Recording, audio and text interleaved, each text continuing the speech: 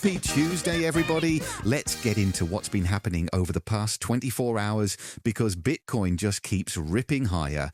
Bitcoin briefly surged to $81,000 with $225 million in shorts liquidated from the crypto market in just 10 minutes, and Bitcoin is now having its third best August ever, currently up 25% this month. Bitcoin ETF assets climbed 25.4% to $96.1 billion from $76.6 billion just last week. And there's now a 53% chance Bitcoin will be above 82,500 this month, according to Polymarket. Michael Saylor's strategy now holds a $4 billion unrealized profit on its Bitcoin investment, which is absolutely insane when you think about how many people doubted his conviction over the years. Webull CEO told CNBC the increased purchase operations with treasuries sparked a nice rally in Bitcoin, with almost a 300% increase in buy-side orders for Bitcoin and Ethereum. And Fox Business is saying Bitcoin may be a hedge to dollar weakness, which is exactly the narrative we've been watching play out. Speaking of dollar weakness, Citadel is warning that the Treasury's expanded bond buybacks could weaken the US dollar and increase inflation, so the macro setup for Bitcoin as a hedge continues to strengthen.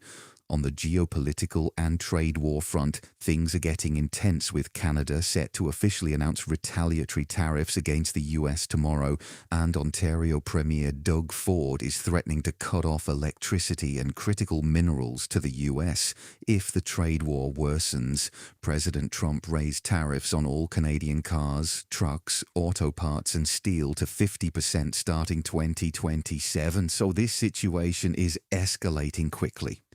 U.S. Treasury Secretary Bessent says he expects a major financial institution to be sanctioned this week and that the U.S. will block every potential revenue source for the IRGC while giving a final warning to cut economic ties with Iran and unveiling secondary sanctions details. The U.S. is also set to impose an additional 7.5% tariff on Chinese goods, according to Bloomberg.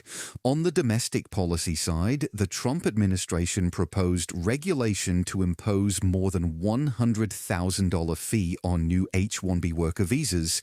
U.S. gas prices climbed to $4.10 per gallon this week, which is the highest level ever for this point in August. And the U.S. national debt has moved from $19 trillion to $40 trillion over the past 10 years.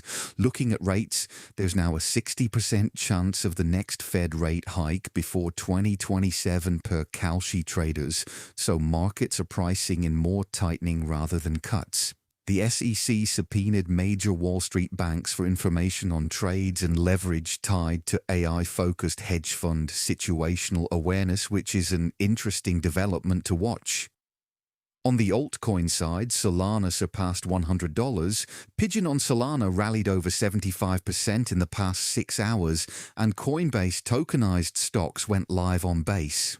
FOMO daily revenue hit a new all-time high and captured 46% of daily Solana trading platform spot volume, while Pump Fund weekly revenue hit its highest level since the end of January. Solana Foundation's Webull said he will laugh at people who claim Solana is just for meme coins, noting meme coins generate the vast majority of crypto revenue as the best mainstream use case. That's your crypto and finance wrap for today. Make sure to follow along and I'll catch you tomorrow with another update.